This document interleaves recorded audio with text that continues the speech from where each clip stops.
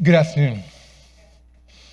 So I wanted to start by just sharing a couple of stories. I was going to finish off with a couple of stories this morning, but I believe in the value of stories, and especially when I know that the stories actually happen, and even more so if I was involved in the story, where I actually learned something from what took place.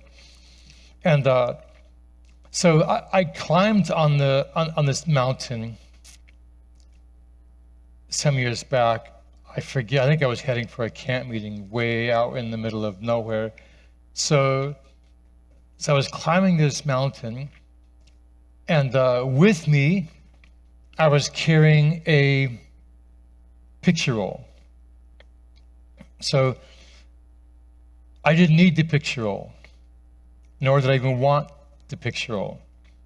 The only reason I had that picture roll was because when I'd come back to the United States on furlough, somebody from some Sabbath school class thought that somebody in the mission field needed a picture roll. So they sent it to the AFM office saying, please, can you use this to give it to a missionary? They're going to need a picture roll. So they sent it. And when I was walking through the AFM office, Cheryl Vance, one of my favorite people of all, elderly lady volunteering at the office, she'd been there for years. She says, Dale, you need this picture roll. I says, well, maybe I've got several that are kind of painted. The pictures are painted more to communicate better with Papua New Guineans. So these are kind of more traditional picture roll. I probably don't need it. And she says, well, some donors sent it, and they thought, we needed it in the field, and if you thought you could use it, it'd be nice if you could take it with you. Okay, I'll honor that donor, and I will take this picture roll with me. So I wrapped it up. I took it back to Papua New Guinea with me. So I've got this picture roll, and it's sitting in my house in the middle of nowhere. And our house, just so you know, when I say house, we built our house with chainsaws. Went in the jungle, cut these massive trees down. We put Oregon's, the little attachment on the blade, and we used it on the bar, and we use that to cut our 2x4s and 1x8s. And so we built, and then we used nails and we used iron roof, but all the wood we just basically cut out there. We had it on posts, so we had a hill like this, and we had the 6-foot posts here, and down here we had 20-foot posts, to support the lower end of the house. It was kind of an interesting house up on this hill. We did that because we wanted a garden and a little yard, and we only had a little spot on the top of the little whole hill. We wanted to protect it, so our house was kind of off on the edge.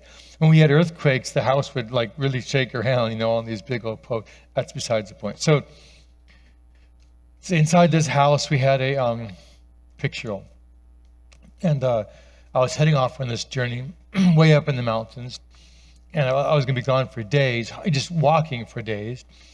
And I looked at that picture roll and thought, man, what do I do with that picture roll? Maybe I should take it, but I don't need it. What would I do with it? And I just felt impressed, I needed to take this picture roll. So, okay, got the picture roll. I think it seemed like I put it in a piece of PVC pipe, and glued the end on one end, just popped the end on the other to keep some of the rain out. And I'm carrying this piece of PVC pipe for days. like up in the morning, I got my 35, 40-pound pack on, and I'm traipsing through the jungle, up in the mountains and down and through rivers and, leeches and thorns, and, I'm carrying this picture roll with me, I wish I could get rid of this picture roll. Why would I want to, anyway, so climb up this mountain, fight my way up. I got a couple of guys with me. We're, climbing over this stuff, getting on top of the mountain. We get to the top, walk up there, and stop for a minute just to rest, covered with sweat. This other guy walks up the mountain from the other side. Walks up, and he walks over, and we kind of look at each other, and I speak to him and say, hey, now you blew it. And I say, hey, me, stop low. What I'm happening to me. He's telling me, where he's from, and I'm asking, and he says, oh yeah, I'm from here. And I said, where are you going? He says, look over that direction. He said, see those mountains? I said, yeah. He says, go over that one mountain and down, second mountain, go over that and down, third mountain, you go over that one and you go down. You get past that third mountain over there, He said, that's where my people live. I said, okay. And you're going over there? He said, yeah. He's a young guy. He's about maybe 16, I'm guessing. And said, so your people are over there? He said, yeah, when I was little, I lived over there. And he says, one day, enemies came and they attacked my village. And I managed to escape off into the jungle. And they came in and they killed everybody. When I came back later, like that night, my family was all dead, and the village was just been destroyed. And he says, I didn't know what to do. I was just a little guy, just a little tiny guy. So I just turned around. I walked back off into the rainforest, and I kept walking. He said, I had a sister that married in a different tribe, and I went over and found her and stayed there for a few days. But I didn't feel comfortable, so I left. And I walked and walked and walked and walked and walked and walked and walked, and came this direction, crossed those mountains, kept walking. I eventually got over there to this place called Cantiba. I knew where that was, so he said, I went over there. And when I got in that, it's not a town. I don't even know how to explain what this kind of a place is. We don't have a term for it in the U.S. In New Guinea, it'd be like a place where the government establishes a presence. So they would say, we're going to have a kiop here. They don't have a kiop in the U.S. It's someone who kind of manages land disputes and things, from primitive areas. So they had a kiop there. They'd have like a police officer, maybe or two, for problems. And maybe a school teacher, something like that. Maybe like a little clinic. And the clinic, don't think in terms of American clinic. Think in terms of a bathroom with a medicine cabinet. So they'll have a clinic. Sometimes they have medicine, sometimes they don't. And they'll have usually what it takes to treat malaria, pneumonia, parasites, a few skin infections, and wounds. It's really, really basic. And so I wandered into this, and this guy is like from this, like a Stone Age, walking into this little, and he hears like a generator, and he's trying to figure out where the noise is coming from, and his eyes are wide open. Is someone going to attack him? His family just got wiped out, so he's looking around, and he sees things he's never seen before, like iron roof on a house. Like, it's not a banana leaf, it's not a limbloom leaf. Like, what is that? He's trying to figure out these things that he's seeing, and he sees people wearing clothes, like maybe a pair of shorts or something, and he's thinking, that's not grass. It's like this wonderland. He can't figure out what is this thing that he's seeing. So he's just and as he's doing that, this other fellow, an older fellow, looks at him and says, "This kid, he's from way back in the bush. Like he's alone. He probably doesn't have any family. Look at his grass skirt is like totally worn out. He's an orphan." He just looks at him and says, he sums it all up, and walks over to the kid, and just kind of puts his arm around him, and brings him to his house, and feeds him, washes him, gets him some clothes, gives him a place to sleep at night, and learns to communicate with the kid. The kid learns to speak pidgin, and this guy sends him to school. And the guy happened to be an Adventist pastor, missionary pastor, living way up there in that place, and sent the kid to school. Kid got an education, learned about God, and a few years later, he's thinking about God and thinking about his family and his tribal people, and he thinks, my people don't know anything at all about God, and that's why they're living like they are. He has this little burden on his heart, to do something to help his people out, and he said, "Look, I have a school break. During my break, I'm gonna go." And I'm going to cross all those mountains to my warring people back there, and I'm going to tell them about Jesus. So he has like a little bag. He puts his Bible in it, wraps it in plastic, and throws it over his shoulder, and he begins walking to the mountains. And he climbs the top of that mountain, and just seconds after I get up there, and he sees me. Maybe 2 minutes or so. I just barely get up there, stretched, hadn't caught my breath yet, and he He walks up. He sees me. I ask him where he's from. He tells me the story, tells me where he's going. And says, so you're going to go tell you people about Jesus? He says, yeah. I said, man. And so he tells me he's an Adventist. I said, really? I said, so I'm an Adventist too. He says, you're an Adventist? I said, yeah, I'm an Adventist missionary. He says, man, what good fortune, you know? And he says, I just want to tell my people about Jesus. He said, you know what I wish? I said, what's that? He said, I just wish I had a picture roll. I said, so you wish you had a picture roll? He says, yeah, I just wish I had a picture roll. I got you covered, man. I have you covered.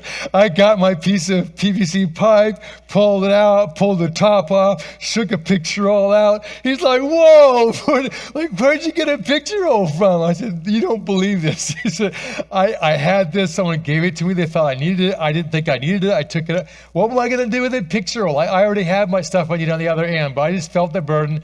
You know, what's crazy to me,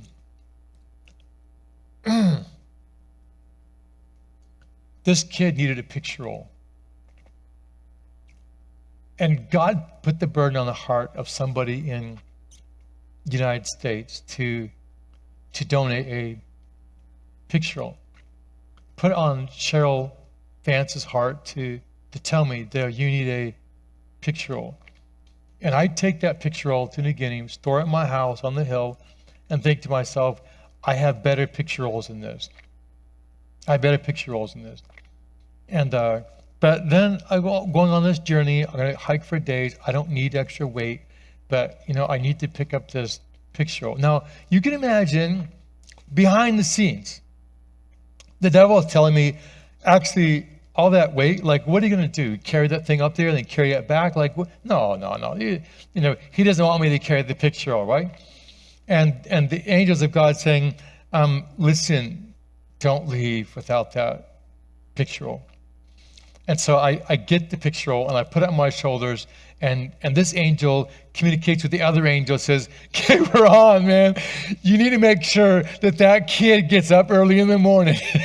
He's got to hike so many miles today and so many miles tomorrow in order for them to meet on top of that mountaintop exactly the right time. We got to coordinate stuff, you know, going to the bathroom, eating, sleeping. I don't care what they do. We got to coordinate for days to make sure that they climb up that mountain at just the right time.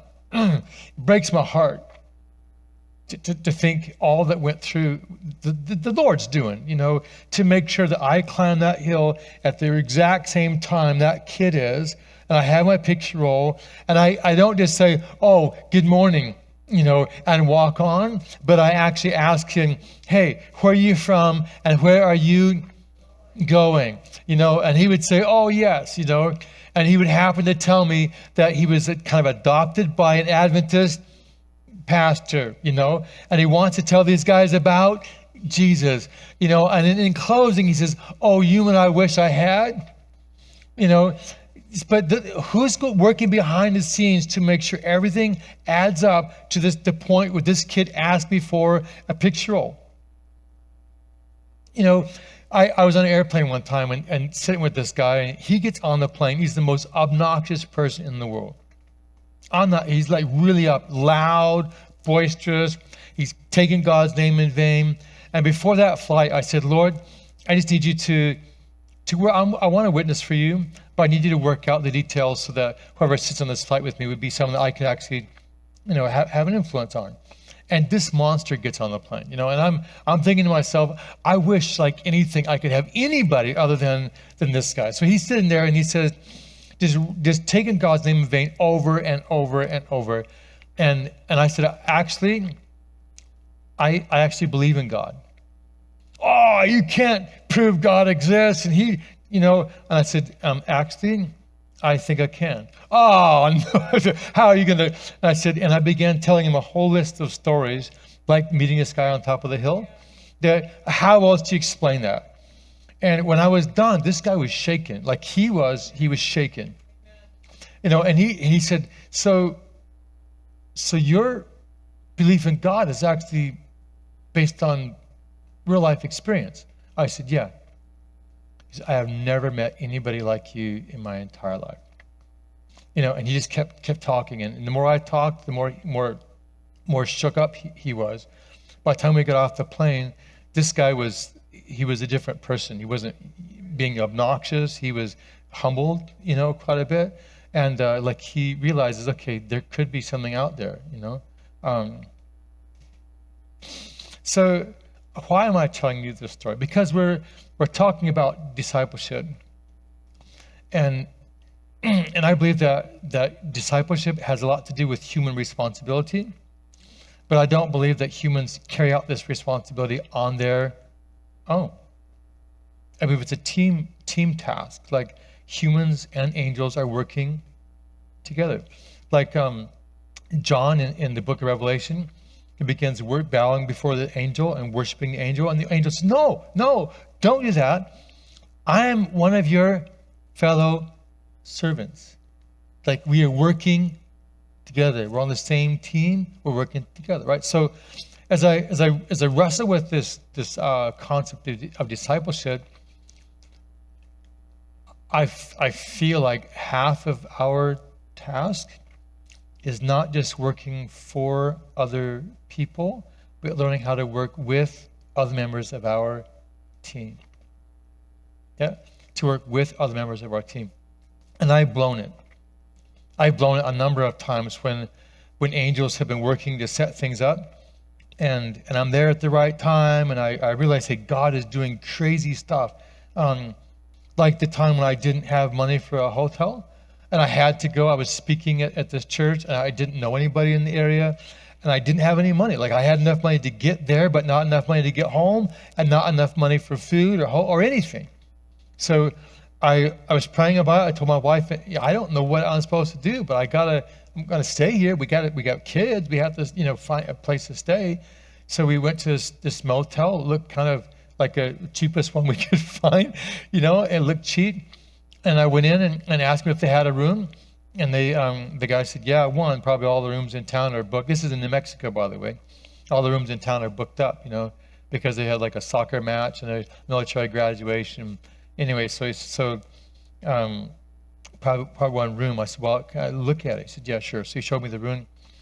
And he said, yeah, so do you want it? And I looked at him. I said, Lord, you're going to have to tell me. I said, yeah. He says, okay. Look, man, I hope you're not offended by me saying this, but I feel like I'm supposed to give you this room for free. He said, so if you want the room, you can have it. You don't have to pay for it. You're not upset with me, are you? I said, you kidding? I couldn't pay for the room if I wanted to. I don't have any money. He said, you don't? I said, when I came in here, I was begging God. I said, look, Lord, I need a room. I have no idea how I'm going to pay for it. I don't know what to do, but I got to have a room. And I was just begging the Lord to work this out. He said, you really? I said, yeah. Hallelujah! He was so excited. He was kind of a chubby guy. He was just bouncing up and down. He was so happy. He said, the Lord spoke to me, and I heard his voice. He was so happy. And there's been a number of times. One time a hotel manager, I checked in a room and I had to leave the next day. The next morning I got up, my wife was with me, and we had Marianne, she was a baby, getting ready to leave. Asked if I could put my stuff in the lobby for a little bit. They said yes, but we put it to check out of the room, put our stuff in the lobby.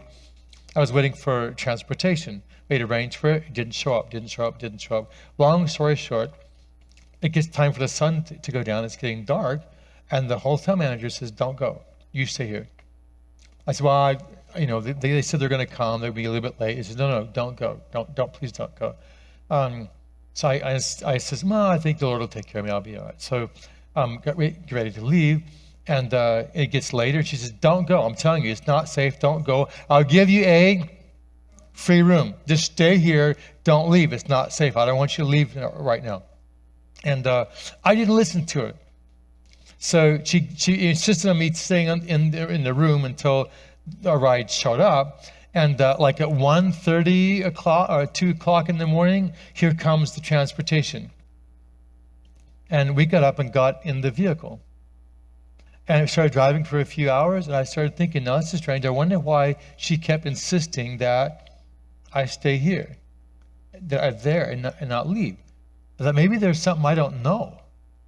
Maybe the Lord was communicating with her. Like, who would offer a free room? Like, that's never, well, it happened once before, but you don't normally think in terms of, oh yeah, all the time hotel managers are offering people free room. That doesn't happen, right? So I felt it was kind of strange that she would offer me a free room and insist that I stay there. And I said, Lord, was she catching something for you that I missed? And I felt this really intense sense I had to pray. So I began praying. I just prayed and prayed and prayed earnestly, like really earnestly for about 10 minutes. Just begging God. I said, look, I don't want to be the one that says, oh yeah, let's just, and then go, and then my wife gets hurt or the little baby gets hurt. Like, I don't want that. I started feeling this sense that, look, God, I don't know what's going on here, but you got to help me. And so I begged God to help me, and I finished praying, opened my eyes, and literally as I was lifting my head, looking out the window in the headlights, I saw a handful of armed bandits jump out from behind some bushes, point shotguns at the window, and demand that we stop. The driver didn't stop. He swerved around them. As he swerved around them, one of them put the shotgun in the window and pulled the trigger.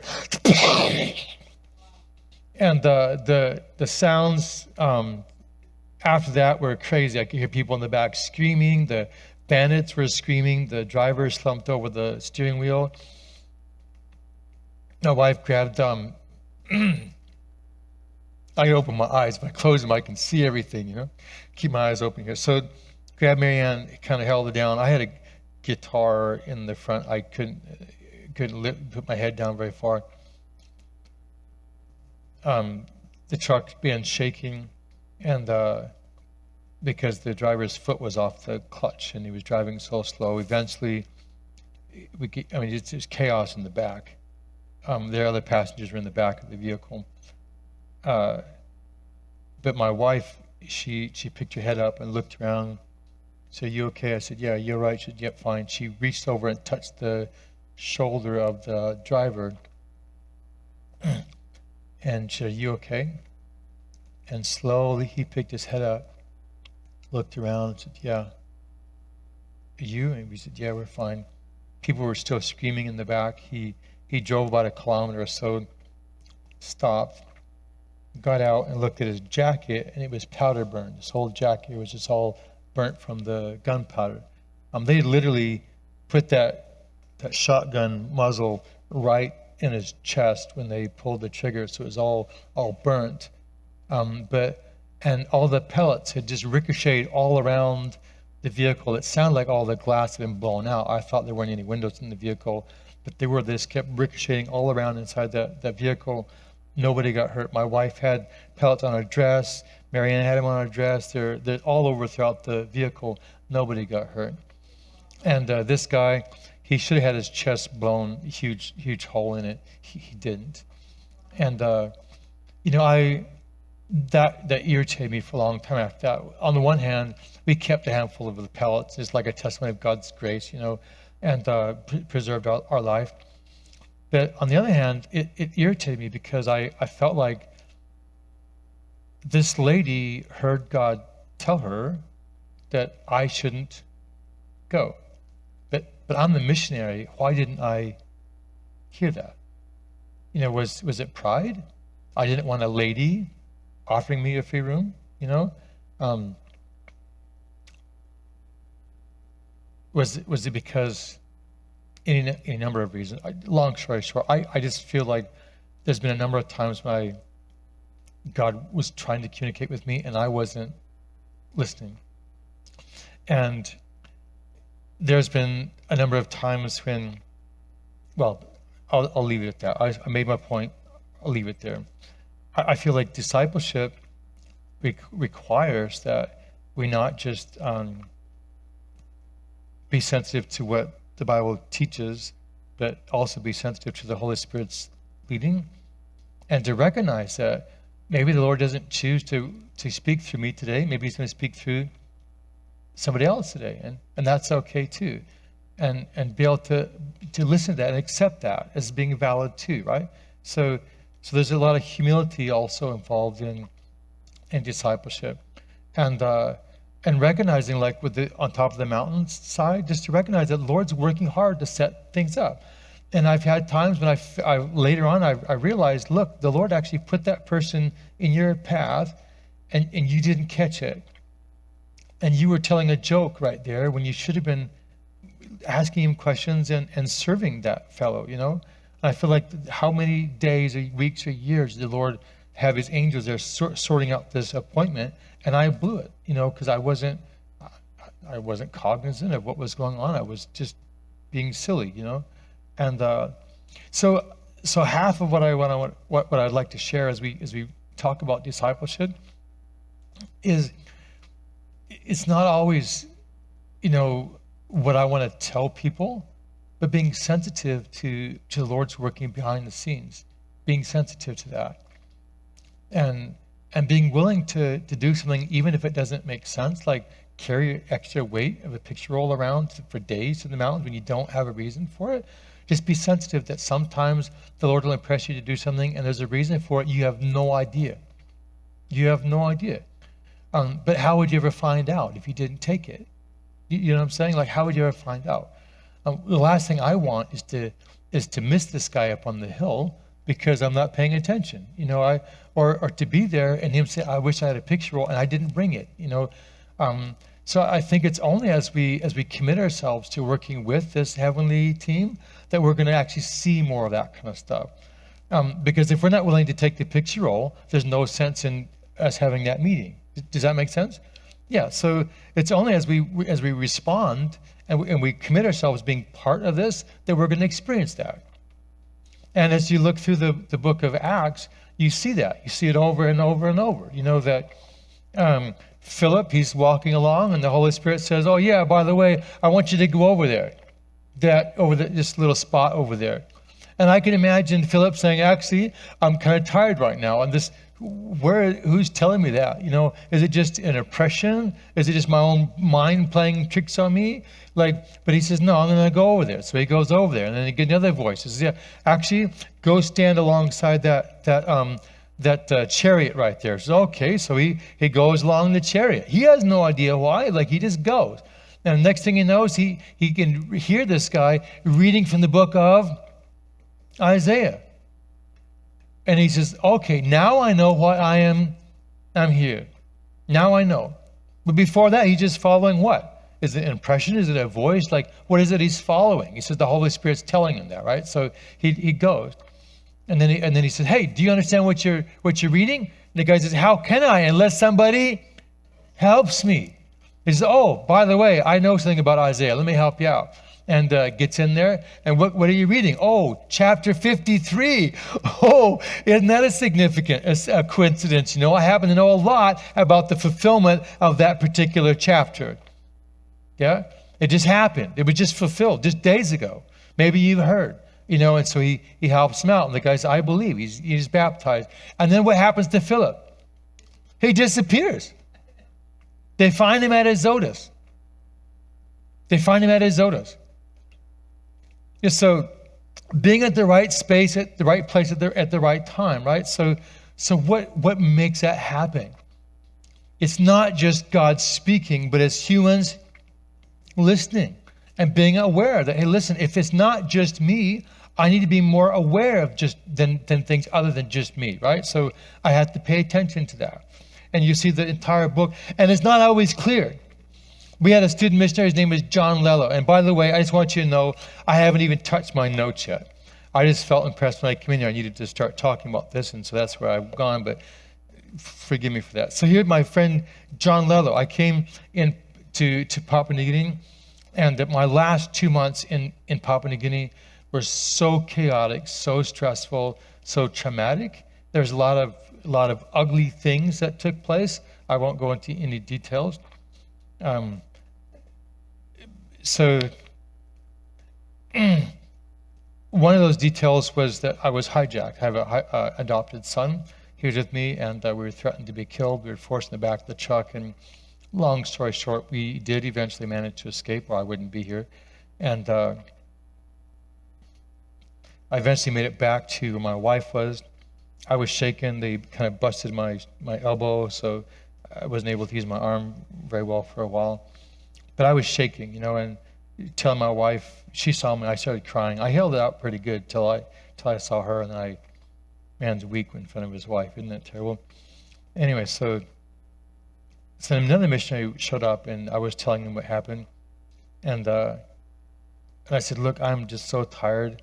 I said, these last 2 months have been just hell. You know, they murdered a friend of mine, and I went through the details. I said, listen, I'm just so tired. And he responded by saying, how long have you been here in this country? I said, 11 and a half years. Can you imagine that? There's just been so much of this stuff here. And in my mind, I was thinking, where's God that I would have these struggles for 11 and a half years? Where is God that he would allow my friend to be murdered, that he would allow the hijacking, that he would allow, where is God that he would allow all that?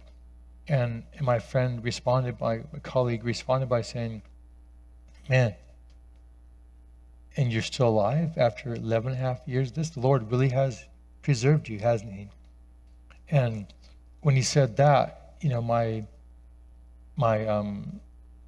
kind of feeling sorry for myself attitude kind of melted away. I realized, actually, God has preserved me through some crazy things. He has. He's gone way out of his way. He hasn't made it so I never suffered. He just helped me through the suffering, right? So, and then I thought, yeah, and can you imagine, in the midst of all that, we planted several churches, we started several schools. Like, there's been a lot of cool stuff that's happened in the midst of all those challenges. And that's what happens when you're living inside the great controversy. Like, the devil doesn't just say, oh yeah, by the way, if you're going to come in here, I'm just going to leave. He doesn't say that. He fights every little step. So you have to expect that. That's why Paul says, look, all who live godly shall suffer. That's the fair. That's the fair. When you accept the role of moving God's work forward, that's what you're accepting. That's part of it, right? So I was in training several years ago, and I was talking about this, sharing this story to our new missionaries in training, and saying, hey, listen, you can head out to the field. The chances of an expatriate surviving in our region of the country is like 11% in 5 years. So 11% of the expatriates that move into that area, 11% will die in 5 years. I brought my wife and our 3 kids, biological children, there. Plus, we had like 11 student missionaries there, and all of us made it out. And we were there for 11 and a half. That's 11. We beat the odds, right? Plus, we had a number of man-made traumas that could. I've had malaria probably 50 times. So. I'm glad I'm standing here still, right? But it's a testimony to God's what? His providence and his grace. And I had to accept that. So you're right. The odds of me living through all this to this long, slim. I can be grateful for what I've been through. So be grateful for that. I'm willing to accept that. That's fine. So I shared that with my colleagues, new missionaries going out. And I told them, listen, if you're doing what God wants you to do, you don't have to worry about living or dying, because that's God's responsibility. That's his work, right? Your job was simply to go do what he's asked you to do, go to the unreached, right? Make disciples. That's your job. Your care is his responsibility, right? So John Lello, he listens to me. He says, yes, that's right. And so he goes to Papua New Guinea and works in the northern corner of the country. He's working with the Ama people, and there's that story of the Ama. I could spend another half hour easily just giving you a little introduction to that. God wanted John there. No question. God wanted John there. So he goes there, and they accept him. They love him. They're building a house for him.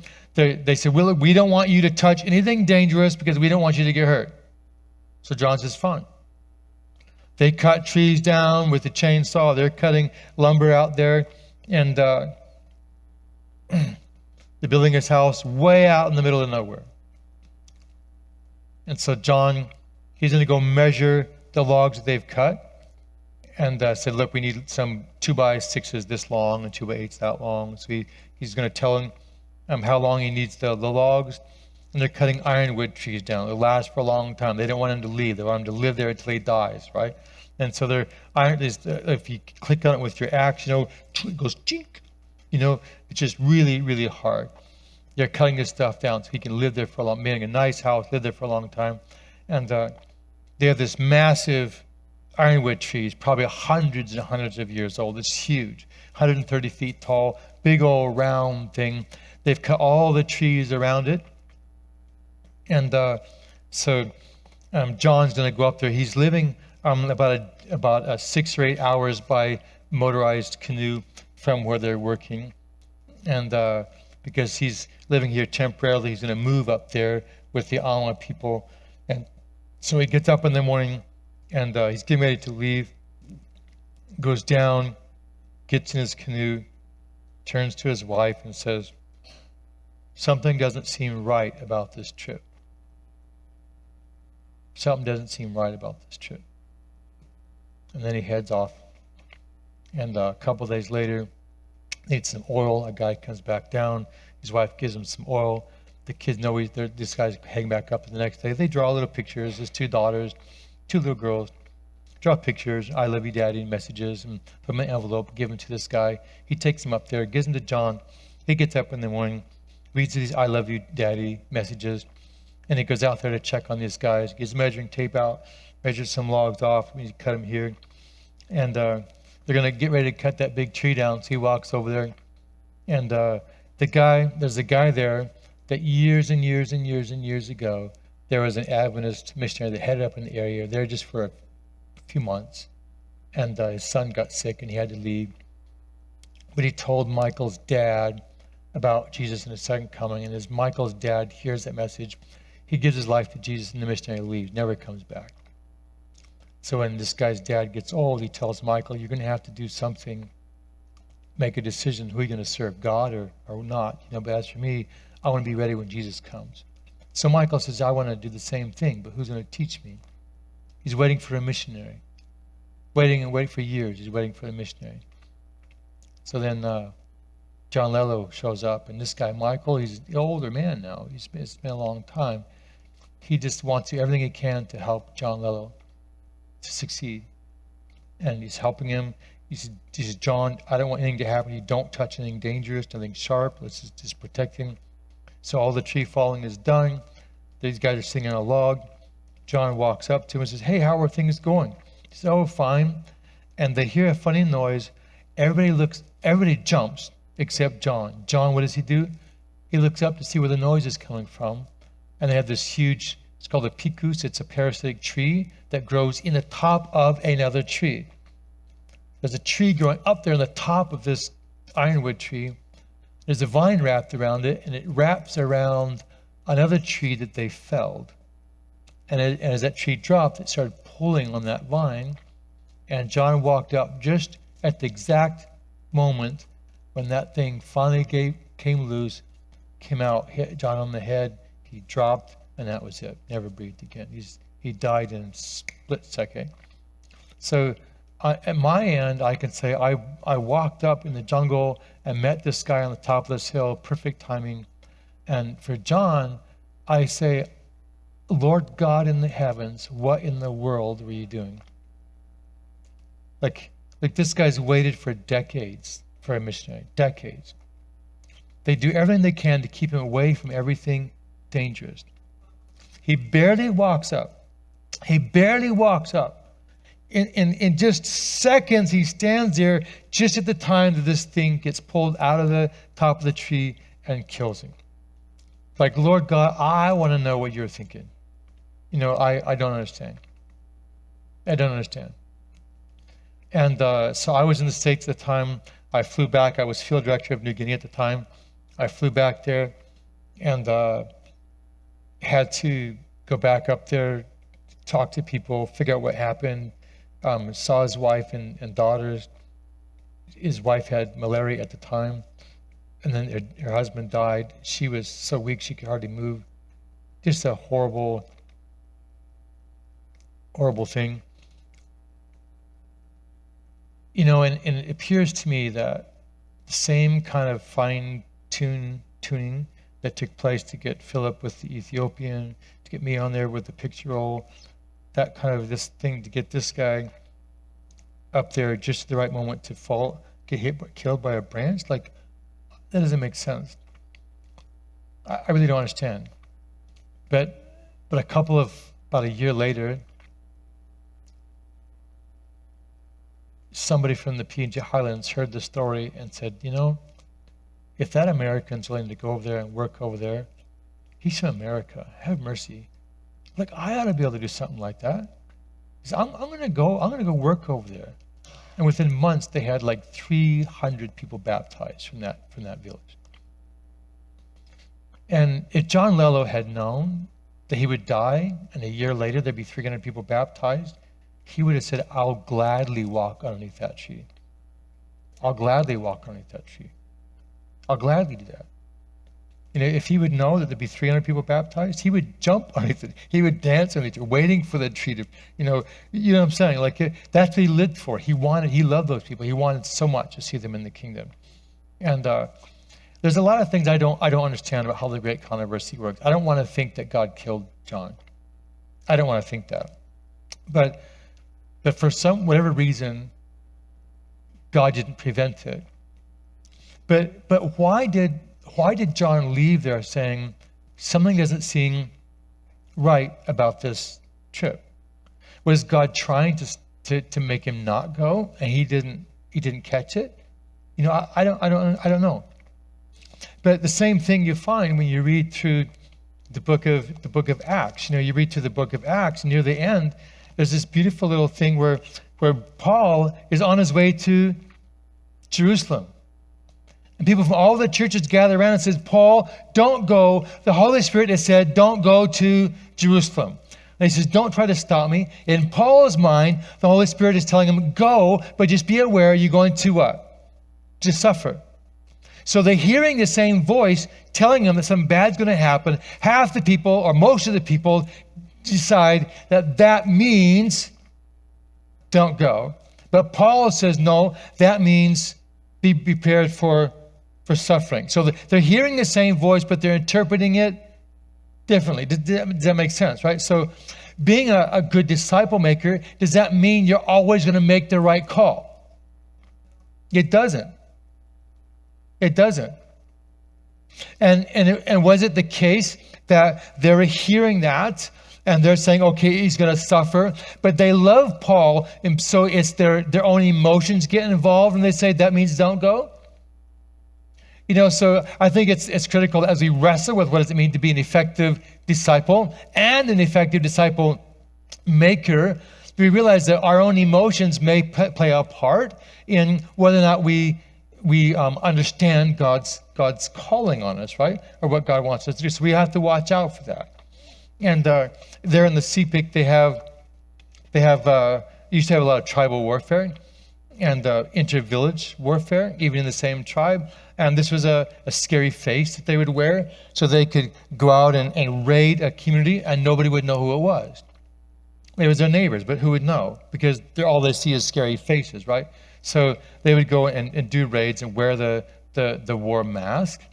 And the idea was when people saw all these, running in there with spears and stuff, they would flee, and they could shoot them in the back. It'd be pretty easy, right? So they thought, well, this would be a great way of petrifying people with fear, and then we can win the battle.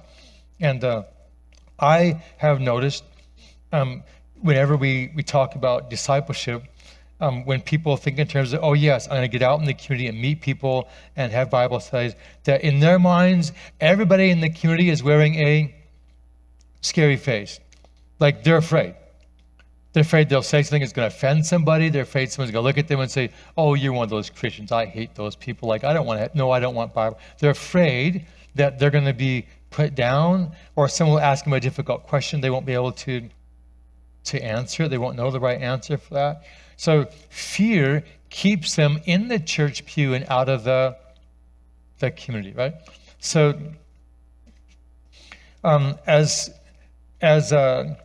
again, talking about discipleship, is there ever a place for fear?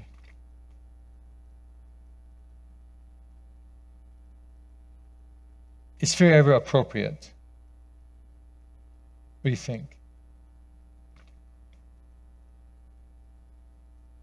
Yeah. Yeah, fearful of the God who can throw your soul in hell, right? So I think there's a place for fear there. Do you think Paul was afraid to go to Jerusalem? You think he had any fear at all? Yeah, I think he probably did. It was a healthy fear. He knows he can die, right? But I think he had a greater fear that he would not go and miss the huge opportunity that would be there to witness for his God in Jerusalem, right? So I think that fear was bigger. He wanted to make sure that he didn't not go.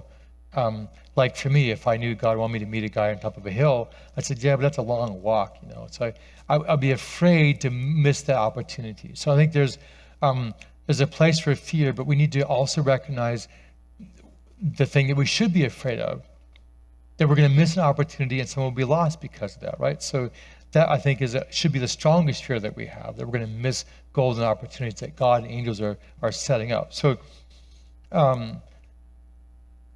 okay, so those are the stories that I was not planning on sharing.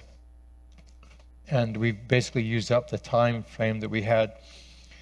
Let me do this. I want to go through a few points here.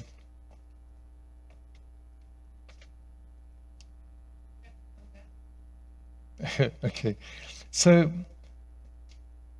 on discipleship, do you know who Socrates is? Plato, and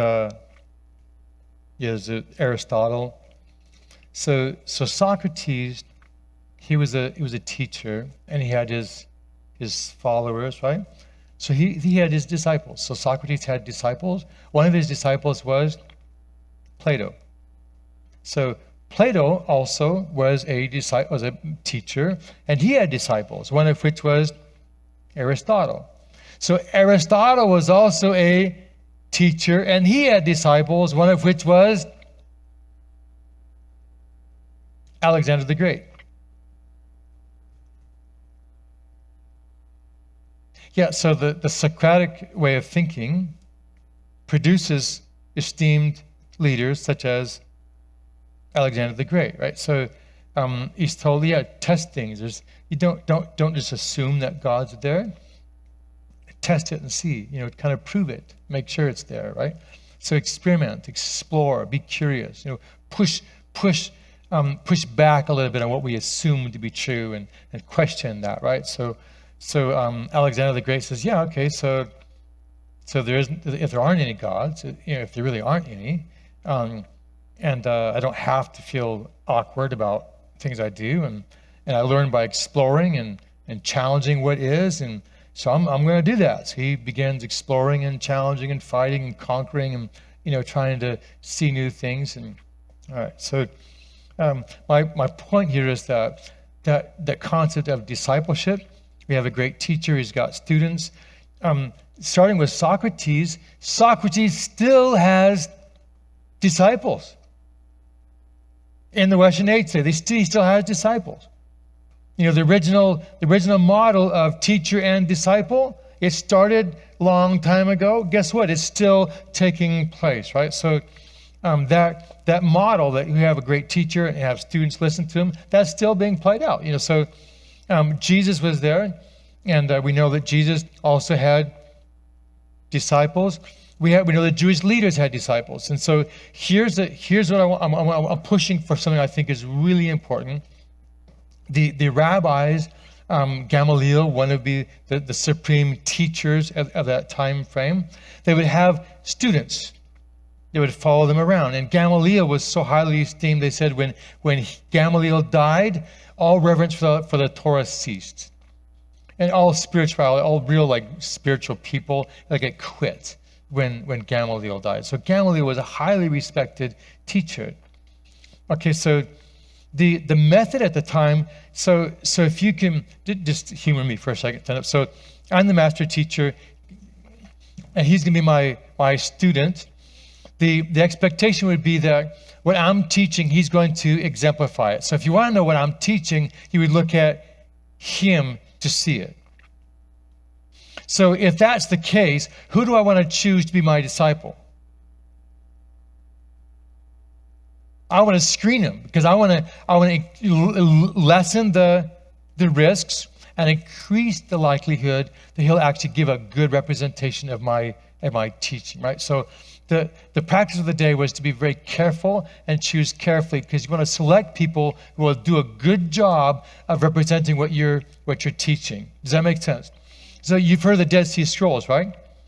So the Dead Sea Scrolls, the Essenes, what we believe were the Essenes there in that region. So they leave Jerusalem. They believe Jerusalem is so corrupt, and the temple worship model there is so corrupt. They leave it. And like decades and decades before Jesus was around, they leave, create their own little community, and they have a little code. So when they found the Dead Sea Scrolls, we were wondering what's in them. And then after that, we found, I guess, hundreds of other manuscripts in the areas. We've got copies of the Old Testament. And there's like a war document, like because they believe they're going to live all the way to Armageddon, So they had a war document, how they're going to fight the Lord's battles. They have that war manual in there, and they also had this document that says, "Listen, if you're going to live in this community, you got to measure up, man. We don't just take anybody in here." So they had this long list. You had to absolutely despise everybody that wasn't holy. Like if you saw someone that didn't talk real nice, just hate them, loathe them, just despise them. You had to just hate unrighteous people. And you had to be really good. Like you had to just give all your money. You had to turn over all your funds to this organization. Everything. You had to eat at certain times, eat certain foods, eat together. And if you didn't eat like you were supposed to, then you would get punished. And they would rank people, like the regular intervals. They would get everybody together and say, okay, so you've been pretty holy. You've been holier than this guy, so you be number 3 and he'll be number 2. And they would rank people. And that was done on a regular basis. Every year they would have this lineup. So this is the most holy person in the community. This all the way down to the least holy person. And whoever was higher than you had the responsibility of keeping you in order. Okay, and if you did certain sins, like if you slept in church, like you would miss so many meals. And if you did it again, you'd miss like a lot of meals. If you did it again, they'd kick you out of the community. Like you don't sleep in church.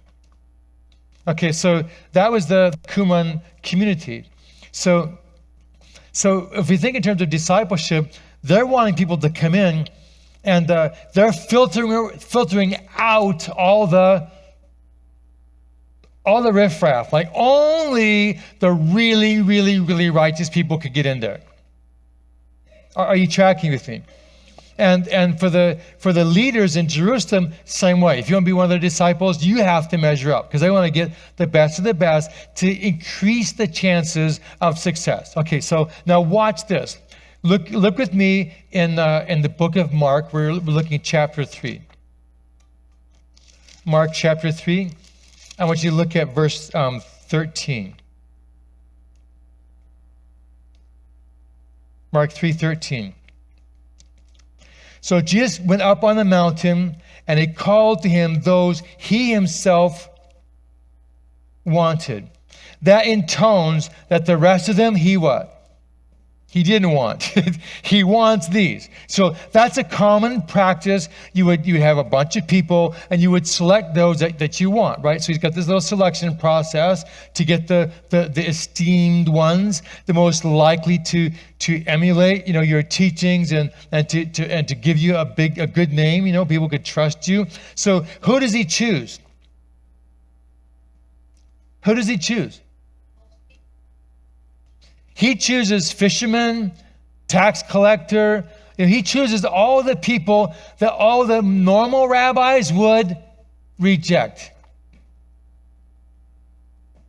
He chooses the one all the normal rabbis would reject. So why did he do that?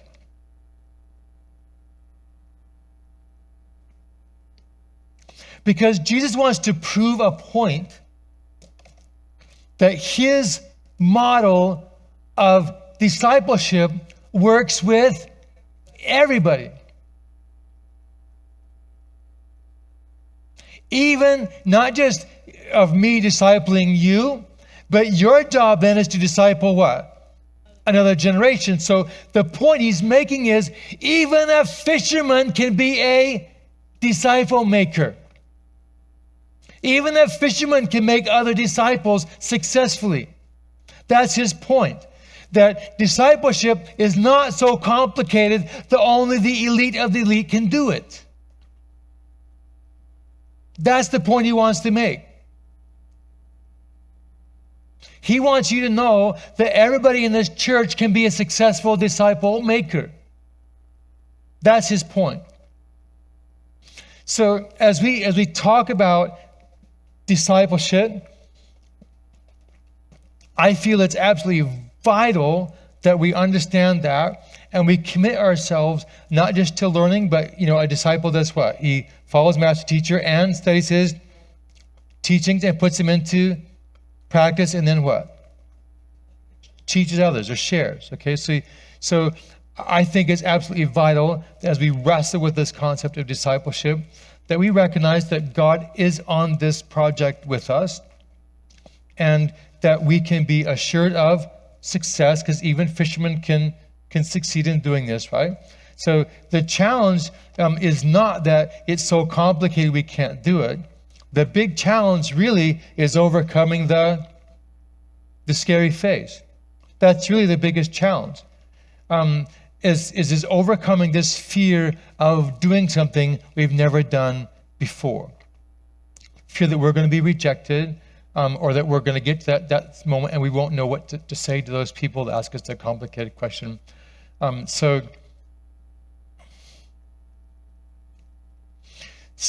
I think half of the reason we struggle is because over the last so many decades, we've made evangelism more and more and more a professional activity. When discipleship is not necessarily a professional activity, it's something you do with your neighbors. And so I've read through the Bible, I don't know how many times, and a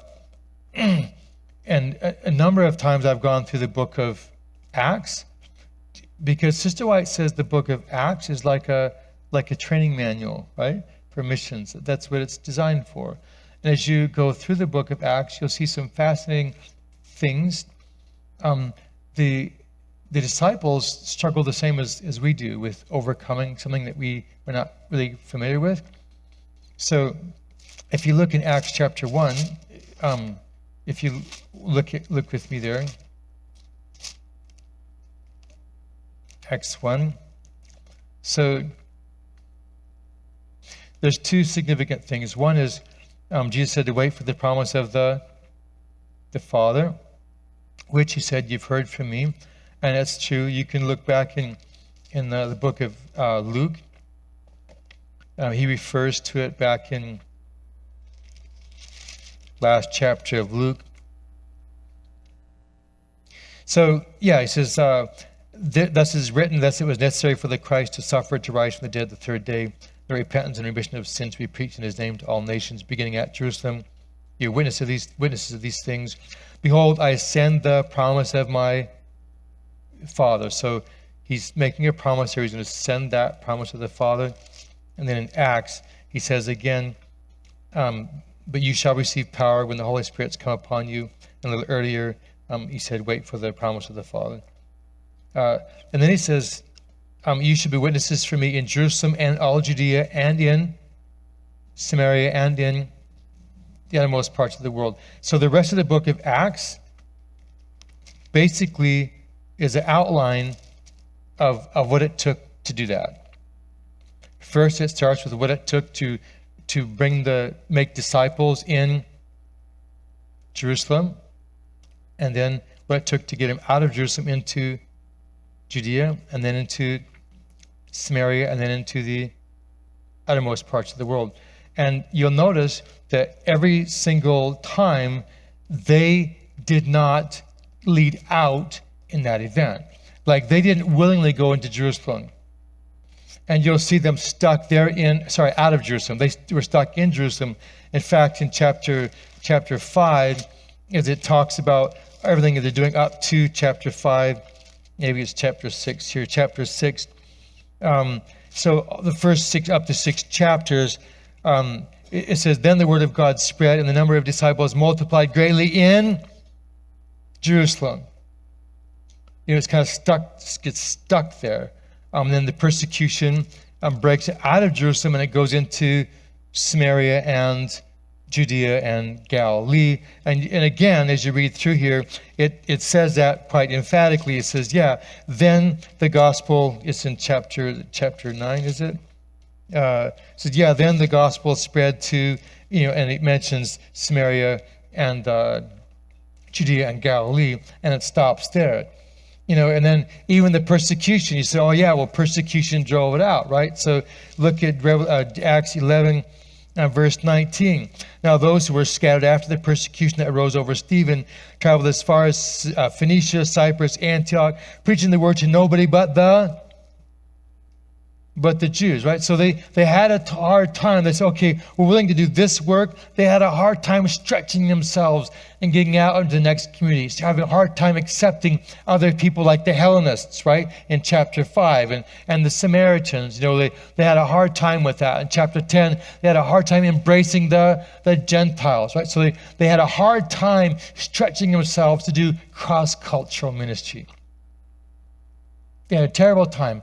And the Lord over and over and over either had to allow persecution or go through a huge amount of effort, such as even talking to Cornelius. It took visions repeated over and over. It took the Holy Spirit talking to Peter. It took angels communicating and dreams and speaking in tongues. Like it took a huge amount of effort to get them to even accept these other people, be willing to talk with them. So my question is, as we wrestle with, we want to get started with discipleship today. Is it possible that we also are a bit reticent to what?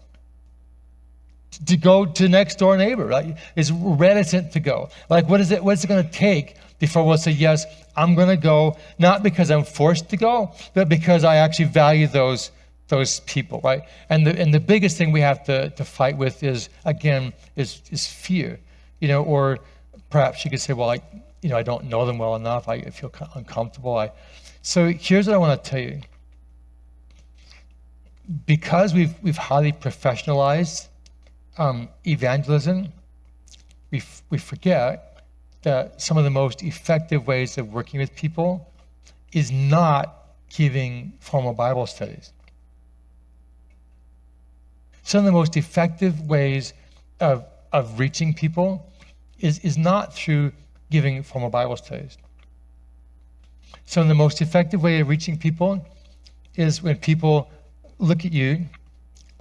I'm going to tell you a story. So we were in New Guinea, and we were talking about this very thing with a group of young people who were studying to be lay pastors and workers in the church, lay leaders.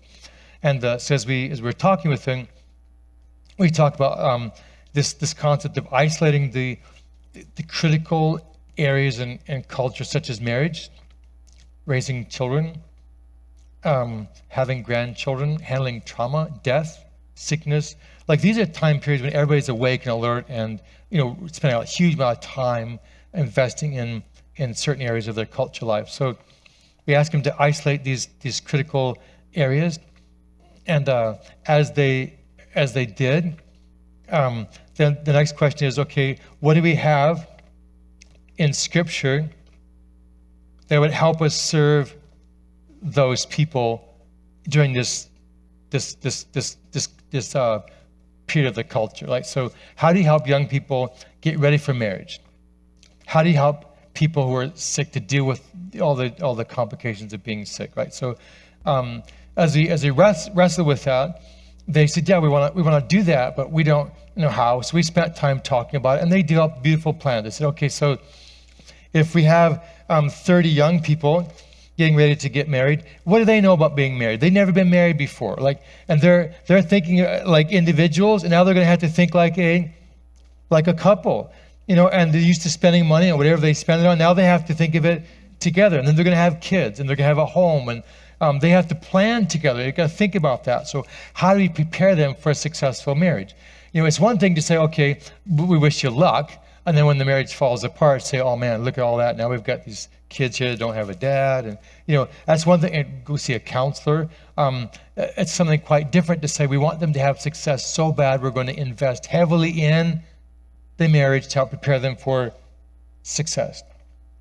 And so they had a beautiful program. It would be like a year of really intense helping this young couple, preparing them for the wedding. And then having coaches to help them after that. So they have adult married coaches to assist them, to be there for them. They had a beautiful program. And they had another one for transitioning from being young youth to being respected adults, and beautiful programs. And so training was over, everybody went home, and different parts of the province. And a year later, we got back together again, had another training session, updated one, and asked them how did it go, and nobody did anything. So we practiced again. They had all their plans, and the next year they came back and nobody practiced. Everybody's afraid of trying something new. So I said, okay, we're doing it in the community now. So they developed their plans. I said, okay, tomorrow you need to find a young married couple and just take one day out of your 2-year program, and we're just going to do that thing with this young couple tomorrow. So go find a young couple. And they went out and came back and said, there aren't any young couples. I said, come on, there's people all over this place. Find a couple that's like going to get married or just recently married. Well, there's only one couple. Did you ask him? Well, no, because they kind of already got married because they're living together. Go ask him. So they went and asked him. They came back. The couple said, you want to they asked the parents.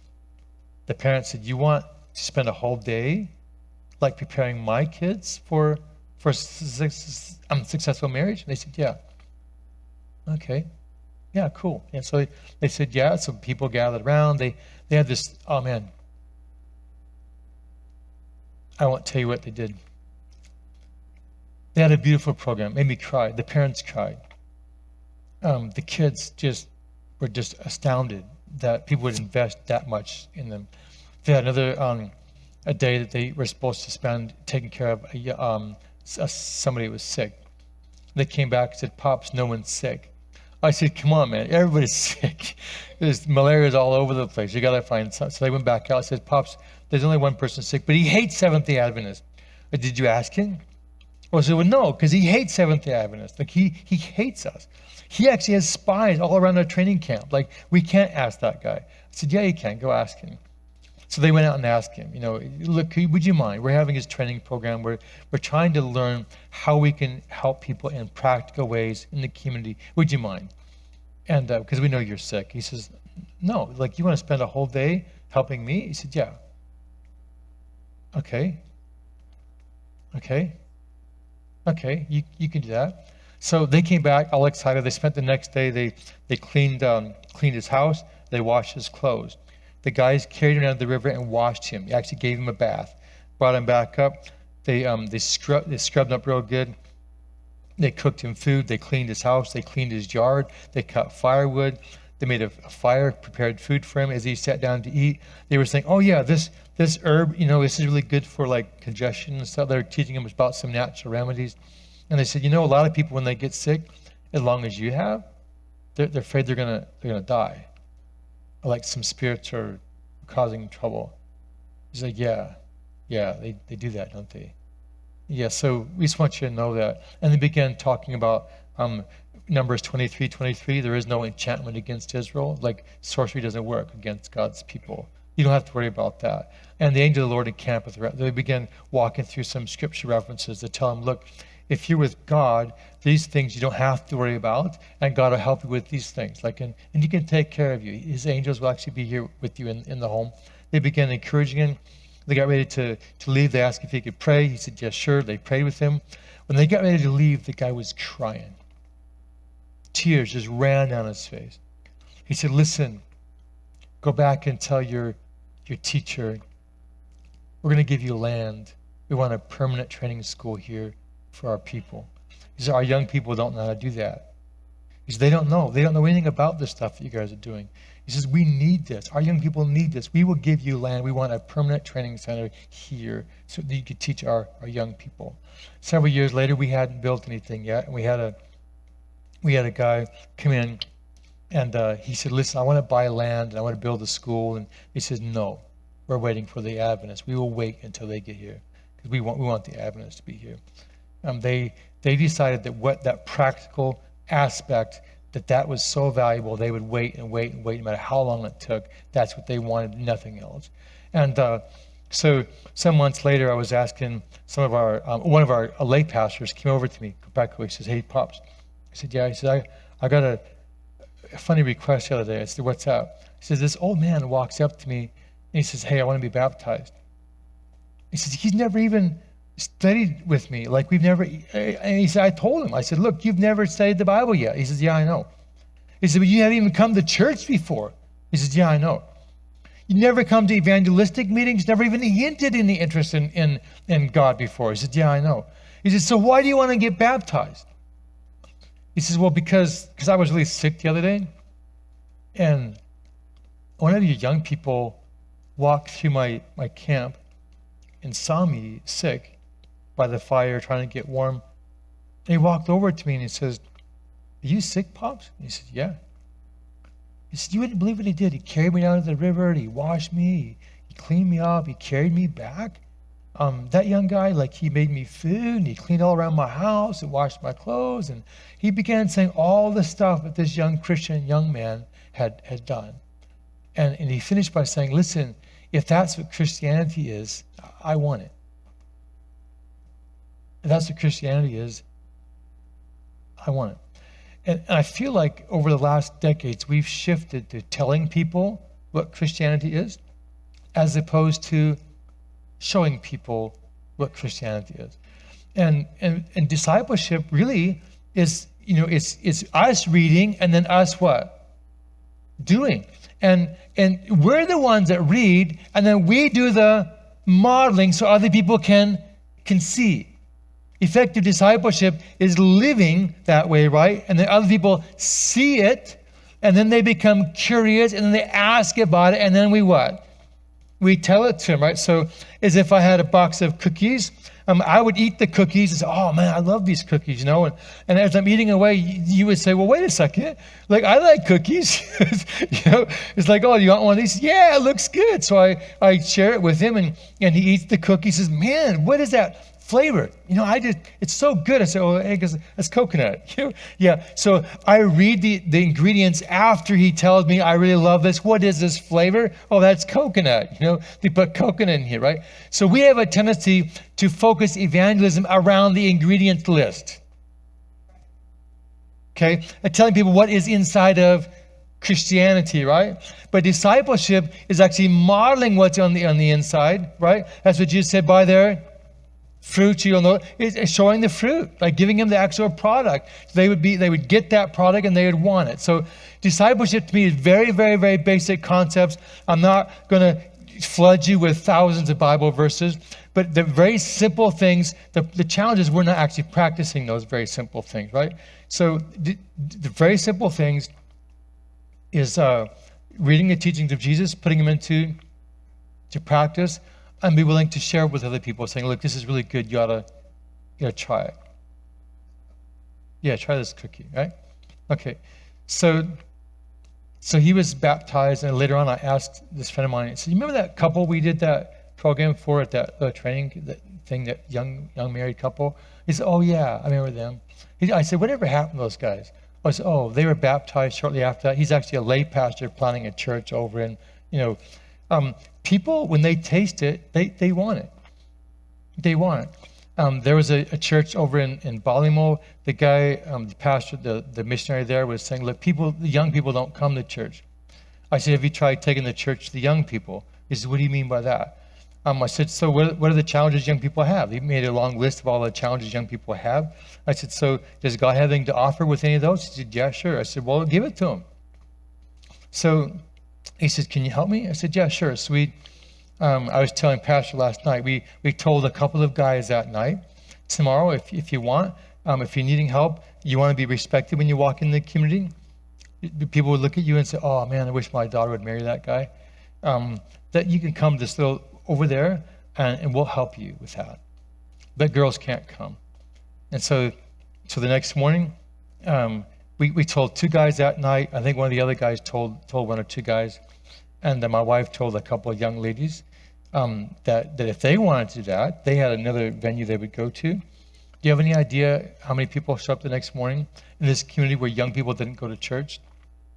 80. 80. Word spread. It spread fast. That, hey, they're helping us. They're going to help us to be respected in the community. And all these guys that didn't feel like they were respected, they wanted to be there. And I won't tell you everything that we did, but I will tell you one thing, because I thought it worked very productive. We asked the young guys, listen, all you guys, we want you to tell us what's the perfect woman look like? Like if you were to have the best wife in the world, what would she look like? And so they made a list. Like she want to be hardworking, no cussing, want to be clean, want the house to be clean, take care of the baby. We don't want someone that argues all the time. Have clean food ready. Made a list of what all perfect wife. This is what it would look like. So they looked like. So they made a long list, and they said, yeah, no cussing and swearing. And they said, oh, by the way, we want her to be a Christian. And these 80, there's 80 guys, there's 30 young ladies, 50 guys. All these 50 young guys that were there, long Rasta hair, the braided hair. These guys that came in, they look like hoodlums. Like I was afraid of a handful of them. They just look really drug addicts and thieves. These are the guys that all the elders in the community don't want around. They're the ones that showed up, which surprised me.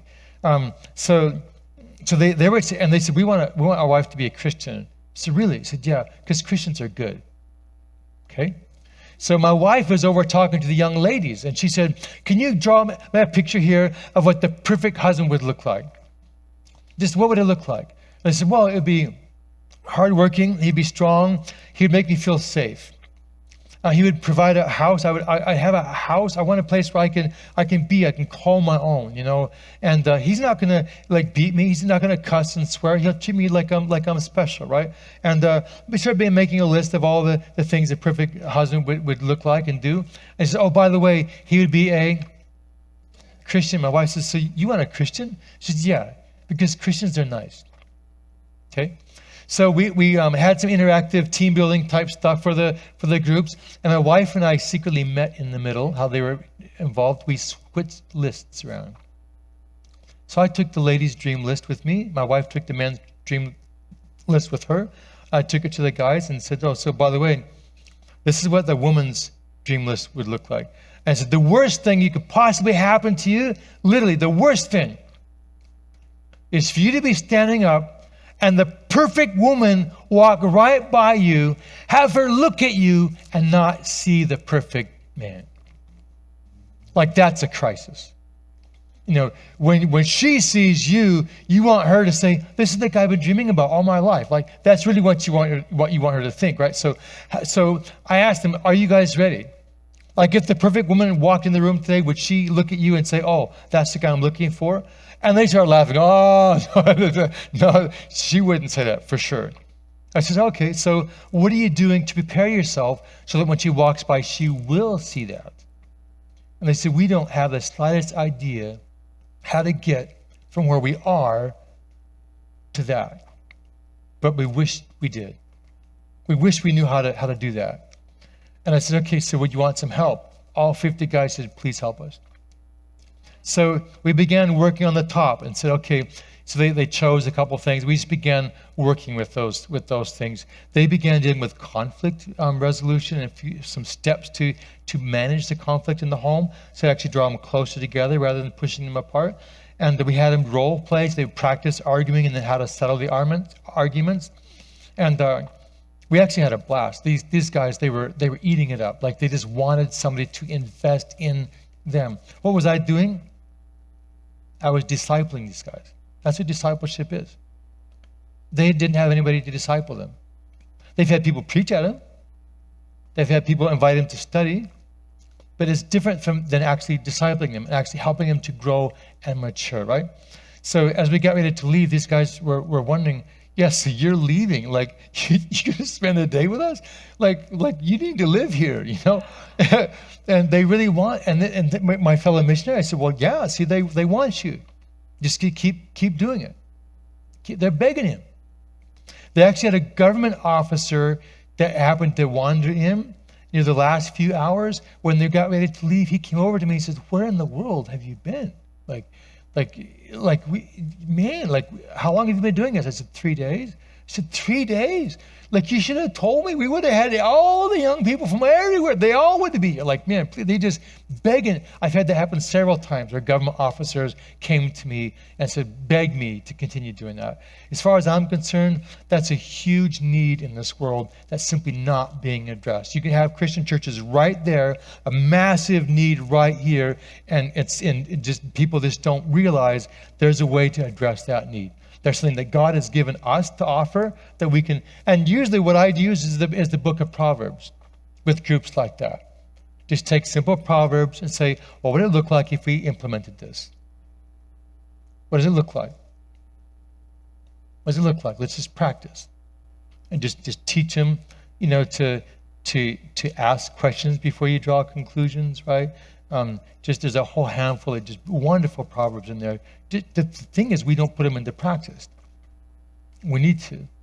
And so we got ready to leave. These guys said, well, listen, we want help, like more help. And so we talked about the fact that God could help. Well, God wouldn't help us, not like the likes of us. No, I said, yeah, he would. He would. So we talked about that. We talked about the plan of salvation.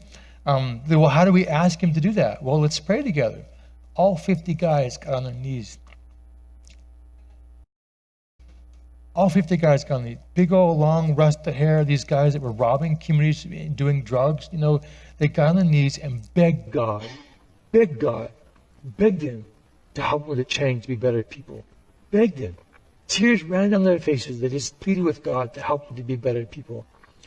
I say this, I'm convinced that being a disciple, to actually being willing to go, not being afraid. So I'm willing to try it out.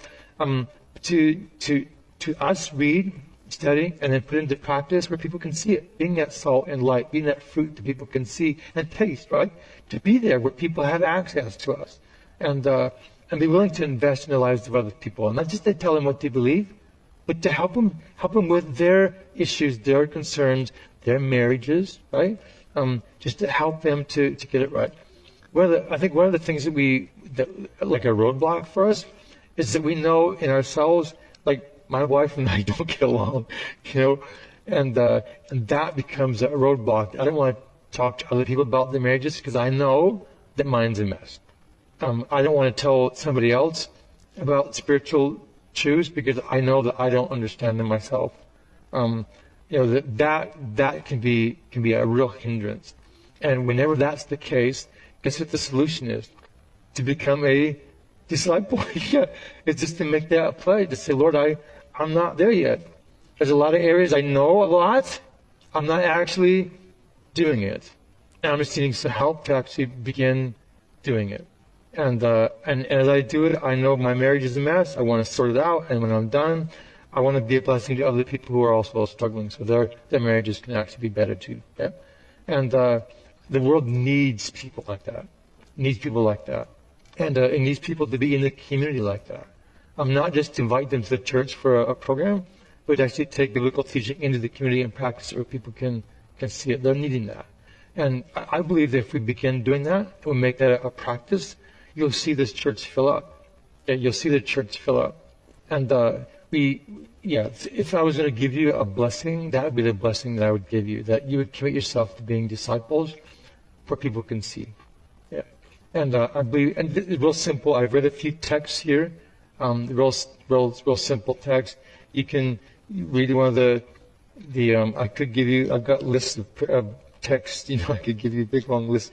Sometimes it's not helpful. But if you look at Matthew 7, not everyone who says to me, Lord, Lord, shall enter the kingdom of heaven, but he who does the will of my Father. Real simple. Does the will of my Father. And then therefore whoever hears these sayings of mine and does them, I'll liken him to a wise man who built this house on the rock. And the rain descended, the floods came, the winds blew and beat on that house, and it didn't fall because it was founded on the rock. So in that parable, what would the rock represent? Okay, his teachings. Because he's saying, whosoever hears these sayings of mine and does them, so because his hearing and doing, and his saying, his teachings, that's like a man who built this house on the rock. So what's the rock? It would be his teachings, okay? And what would the doing it be? That's the house. Okay, so you have the hearing and the doing put together. It's like a house on a rock, right? So he repeatedly says the hearing and the doing. Whoever has ears to hear, let him hear. When he says hear, the Hebrew concept of righteousness is a man who keeps struggling, like he doesn't stop struggling, like he keeps pushing on, right? Like the man who he's got to think when he builds a house, he makes sure he has enough money to finish it. A man going out to war, make sure you have enough to win the war. So you want to push until the job is done, right? So when he says he who has ear to hear, let him hear, he's not just saying hear, he's meaning what? To do it. Yeah, like to put it into practice. So that concept you see over and over and over throughout the Matthew, Mark. I'm convinced that Matthew, Mark, Luke, and John were written to be discipleship handbooks. Because how are you going to be Jesus' disciple and practice what he teaches if you don't know what he taught? So you have to have access to that. And so Matthew, Mark, Luke, and John, they each wrote a discipleship handbook. Matthew wrote for Jews. It's got like 100 references to the Old Testament because Jews knew what to expect with the Messiah. Mark wrote to Romans, Luke wrote to Greeks, and John, he wrote like a beginner's manual. Yeah, just introducing people to Jesus and getting them to make that decision to follow him, right? So, yeah, just the discipleship manuals in Acts is like a discipleship 103. It's our 301, right? So he's writing the one for working with Gentiles as opposed to just following Jesus yourself. The discipleship handbooks. If you want a real simple set of Bible studies that you can use to work with people, and I've been here an hour and a half. I should be shutting up now, shouldn't I? You're real patient. If you want a simple set of Bible studies, use the book of Luke. Use the book of Luke. You can choose Matthew, Mark, either one, or John. But what you'll find in the three synoptic Gospels, Matthew, Mark, and Luke, they're story-oriented. They deal with salvation. They deal with who Jesus is. They deal with resurrection. They deal with the Sabbath. They deal with a whole range of more like complicated discipleship issues. John is the baby version. He just wants you to know who Jesus is and help you to believe in him, right? So Matthew, Mark, Luke, they'll deal with repentance. There's a whole range of things that you read about in Matthew, Mark, and Luke that you won't read about in John. So John's a great beginner's version. And then after John, you can use Matthew, Mark, or Luke. And then once you've gone through one of those, the next one would be the book of Acts. They're designed to work as discipleship handbooks. And it's very easy. And we normally use proof texts for doctrines, but you can just read the stories, and the doctrines are in the stories. They're very naturally keeping the Sabbath. Why do you think all three of the synoptic Gospels repeat that Jesus keeping the Sabbath over and over and over? Because if you want to be a disciple of Jesus, what do? You do what Jesus did. And what did Jesus do?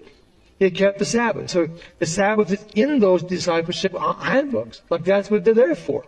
To teach people this is what he did. If you want to follow him, do that. Right? So they're there. You want the belief in the resurrection? Well, that's in there. You'll find a lot of our beliefs are right there in the discipleship handbooks because that's what they're meant for, to help people.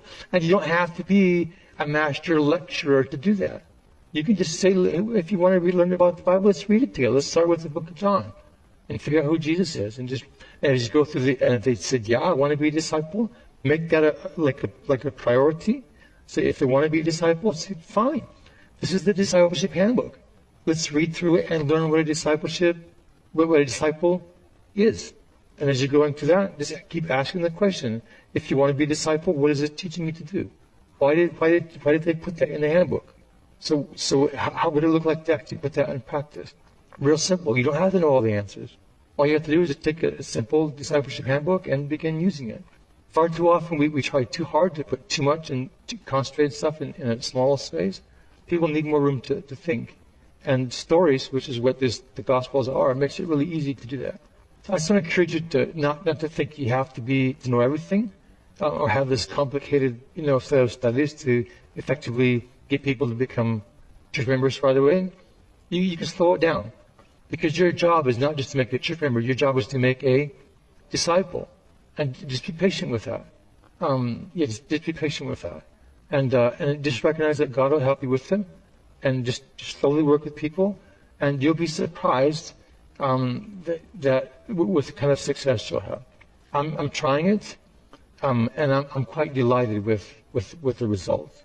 And I just want to encourage you to give it a shot. Just pray about it and give it a shot. I'm going to quit talking now. So, do you have any questions that I can address for you, or any comments, or alternate speeches? Yep.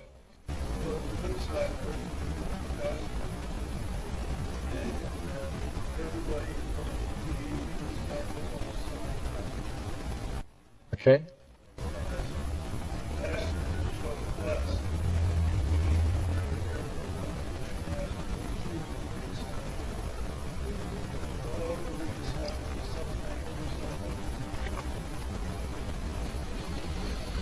Okay. Yeah, we do need to be careful. And the truth is, a lot of people are disciples of Hollywood. We don't think of it like that, but certainly we do have to be careful. A good point. Any other comments? I actually like it when you ask questions.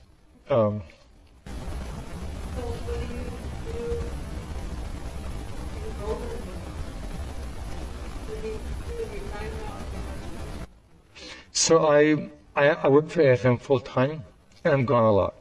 So training in South Africa, training in Michigan, or looking for missionaries, or looking for people to support missionaries. So I'm gone quite a bit. But when I am home, we have a Bible study group that I'm working with. We went through the book of Luke, now we're going to the book of Acts.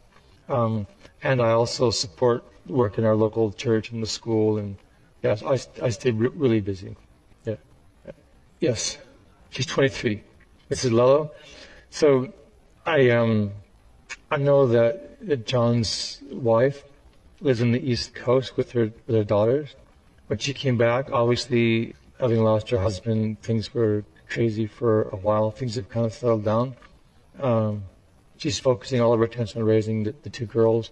And she did a lot, actually, to raise money for someone to replace them in the mission field, and encouraging people to keep focus on reaching those people.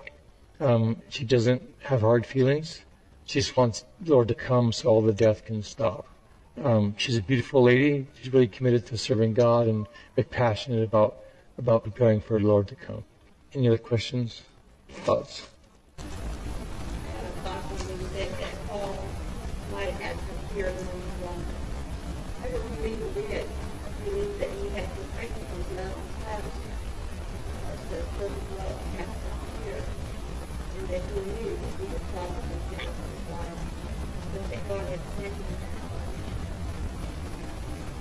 I won't argue the point.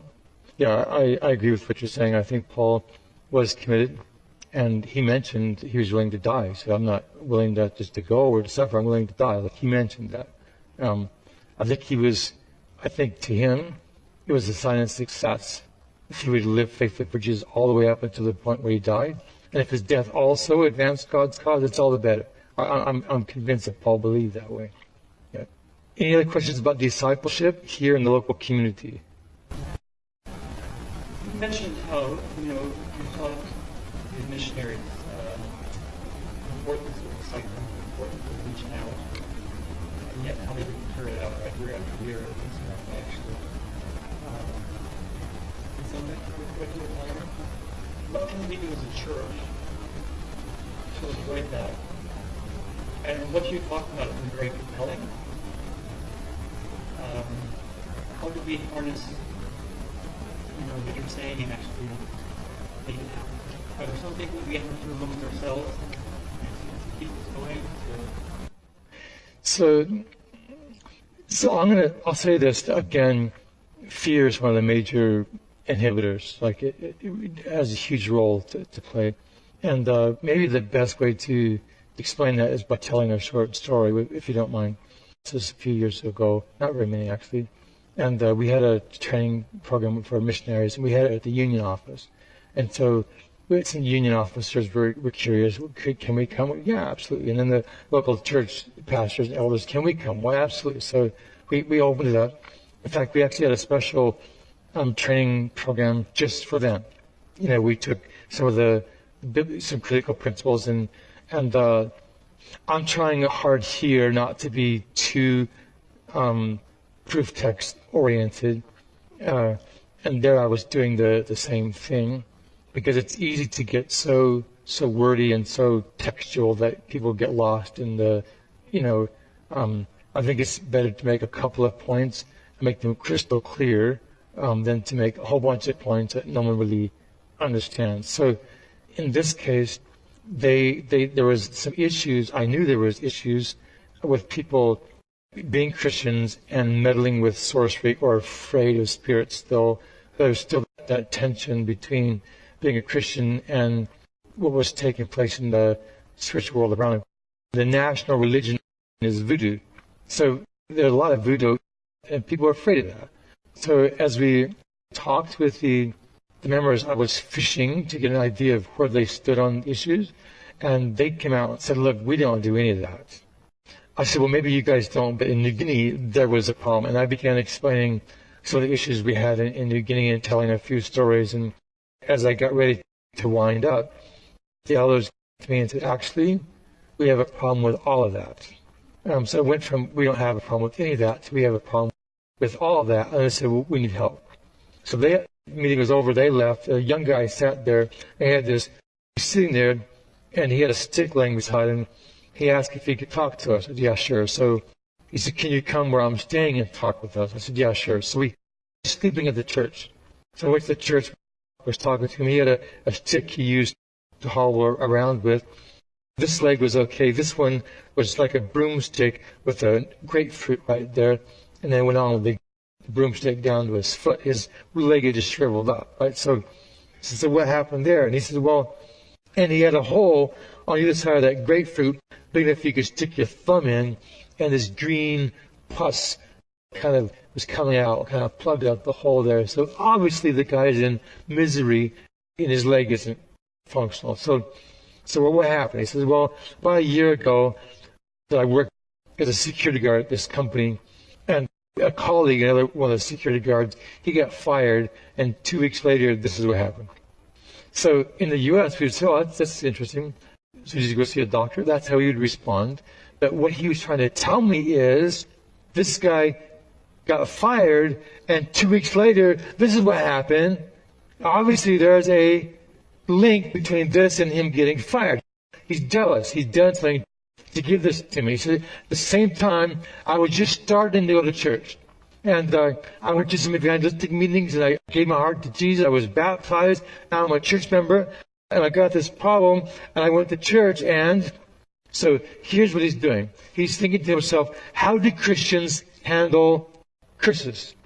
So he tells what's happening to people to the church, and nobody tells him how Christians handle curses. So he assumes it's a spiritual secret, because in voodoo you don't tell everybody everything you know. That's how you get your power, by knowing more than they do, right? So he assumes that they must be keeping it from him. He's a member, so he has to be there for a long time, and then maybe he can learn some of these secrets.